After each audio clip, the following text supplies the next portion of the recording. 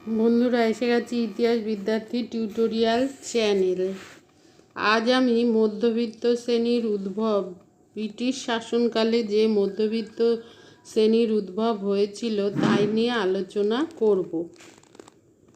ইংরেজের শোষণমূলক নীতির চাপে বাংলার রাষ্ট্রীয়, সামাজিক ও অর্থনৈতিক জীবন ধ্বংস হয়।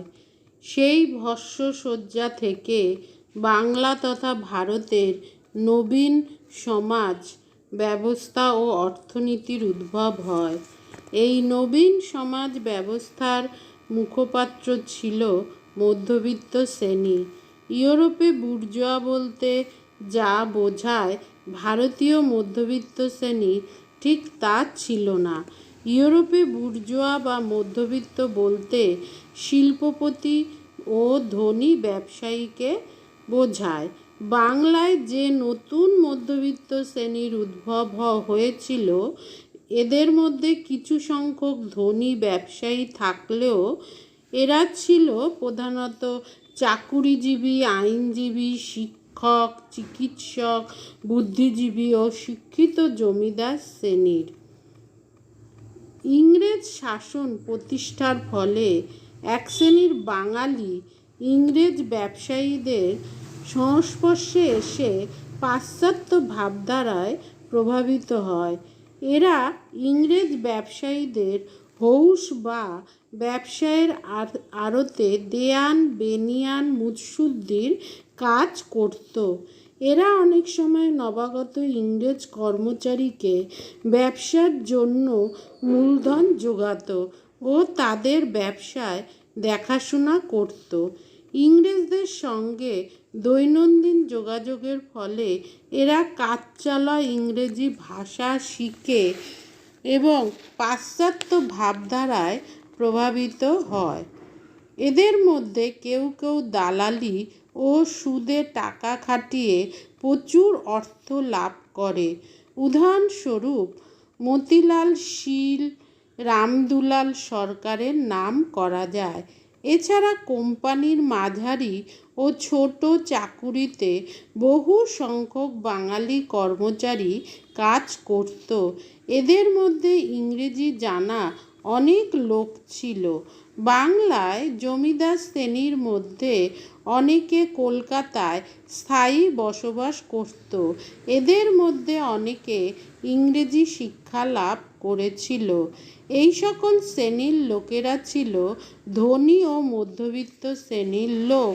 কলকাতার সমাজ হিতকর বহু কাজে এরা অগ্রণী ভূমিকা পালন করেছিল। আবার এদের মধ্যে অনেকে মামলা, মোকদ্দমা ও বিলাস আড়ম্বরে তাদের সঞ্চিত অর্থ নষ্ট করে দেয়।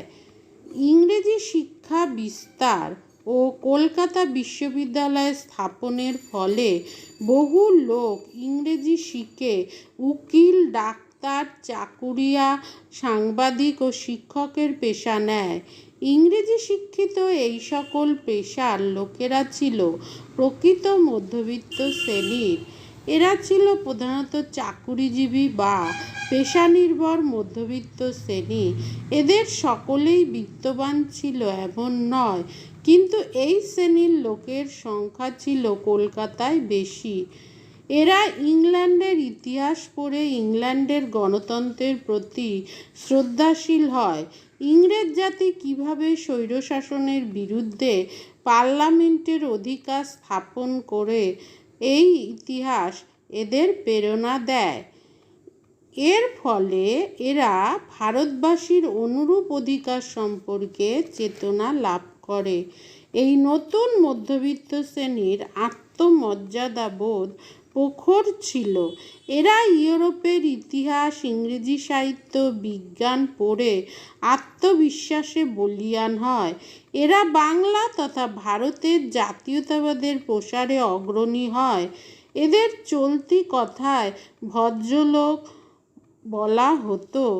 লর্ড লিটন এই সাম্রাজ্যবাদী প্রভৃতি সাম্রাজ্যবাদী শাসকেরা এদের বাঙালি বাবু বলে নিন্দা করতেন।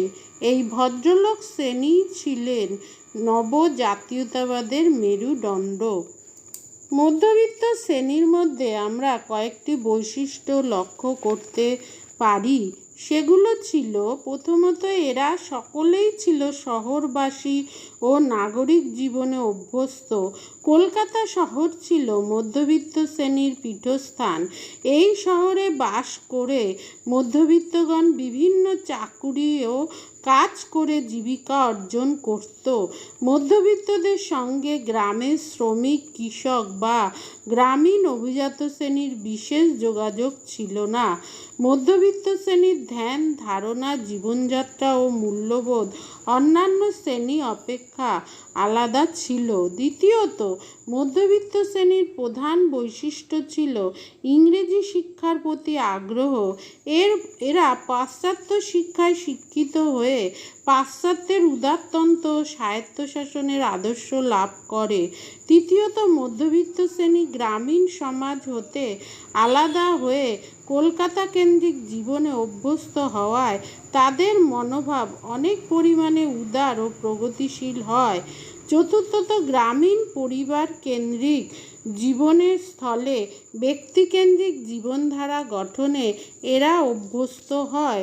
মধ্যবিত্ত সমাজে পুরাতন যৌথ পরিবার প্রথার স্থলে ক্ষুদ্র পরিবার গড়ে ওঠে। মধ্যবিত্ত শ্রেণীর জীবিকায় তার সামাজিক পরিচয়ের মাপকাঠি হয়। ব্রাহ্মণ, বৈদ্য ও কায়স্থ প্রভৃতি জাতিগত পরিচয় অপেক্ষা কে কীরকম শিক্ষিত তাহাই মূল মাপকাঠি হয়ে দাঁড়ায় মর্যাদার। এছাড়া কে কোন চাকরি করছে মর্যাদার ক্ষেত্রে এগুলো দেখা হতো। অর্থকৌলীন্য ও চাকুরি কৌলীন্য মধ্যবিত্ত শ্রেণীর নিকট বিচার্য ছিল। পঞ্চমত, মধ্যবিত্ত শ্রেণীর মধ্যে পাশ্চাত্য শিক্ষার প্রসার ঘটলে পুরাতন জাতিভেদ ও কুসংস্কার প্রভাব ক্ষীণ হইয়া পড়ে। মধ্যবিত্ত শ্রেণীর মধ্যে পাশ্চাত্য শিক্ষার প্রভাবে তিনটি বিশেষ দৃষ্টিভঙ্গি লক্ষ্য করা যায়। এটা ছিল, এক, যুক্তিবাদ, অর্থাৎ সকল বিষয়কে যুক্তির দ্বারা বিচার করার প্রবণতা দেখা দেয় এবং অন্ধবিশ্বাস ত্যাগ করা প্রবণতাও দেখা দেয়। দুই, মানবতাবাদ, অর্থাৎ মানুষকে ভালোবাসতে শিখে সমাজ কল্যাণের জন্য চেষ্টা করা। তিন, মানুষের ও সমাজের প্রগতিতে আস্থা, ফলে রক্ষণশীলতা ও প্রাচীন প্রথাকে ত্যাগ করার ক্ষমতা জন্মায়। উপরের তিনটি বিশেষ দৃষ্টিভঙ্গির ফলে মধ্যবিত্ত শ্রেণী সমাজ সংস্কার ও সমাজের কুপ্রথাগুলো দূর করবার জন্য সচেষ্ট হয়। মধ্যবিত্ত শ্রেণী দেশে পাশ্চাত্য শিক্ষা বিস্তারের কাজে এগিয়ে আসে। এরা বুঝতে পারে যে ইউরোপের বিজ্ঞান, শিল্প বিপ্লব ও সাহিত্যে যে বিরাট অগ্রগতি ঘটেছে, ভারতে সেই অগ্রগতির প্রবর্তন না করলে ভারত চিরকাল পিছিয়ে থাকবে। পুরাতন গুণধরা কুসংস্কারময় সমাজ ব্যবস্থা এই নতুন শিক্ষা ও আদর্শকে গ্রহণ করতে পারবে না। তেজি টাটকা ফেনিল মদ্য যেমন পুরাতন বোতলে ভরলে বোতল ফাটিয়া যায়, তেমনি নব্য শিক্ষা ও ভাবধারাকে গ্রহণ করলে সমাজ থেকে কুসংস্কার, অন্ধবিশ্বাস তাড়াতে হবে।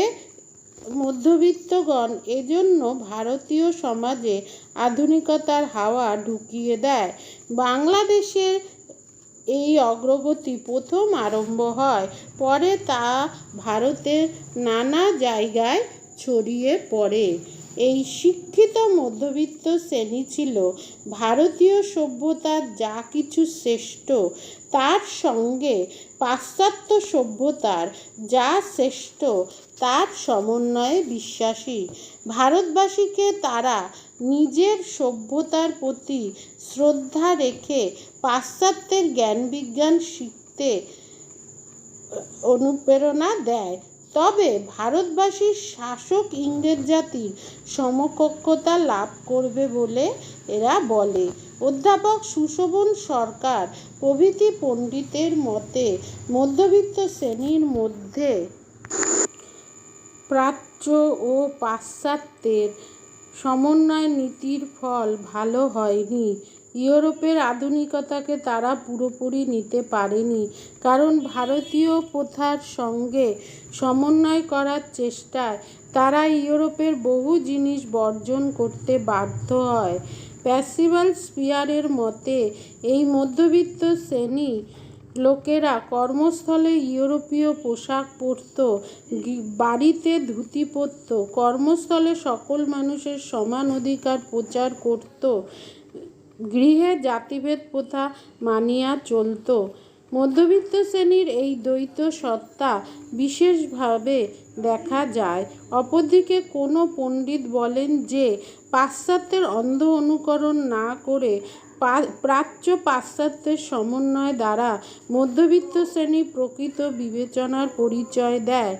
এর ফলে ইহাদের ভারতীয় চরিত্র অক্ষুণ্ণ থাকে এবং জাতীয়তাবাদ দৃঢ় হয়। ভারতে মধ্যবিত্ত শ্রেণীর মধ্যেই সর্বপ্রথম রাজনৈতিক চেতনার উন্মেষ ঘটেছিল।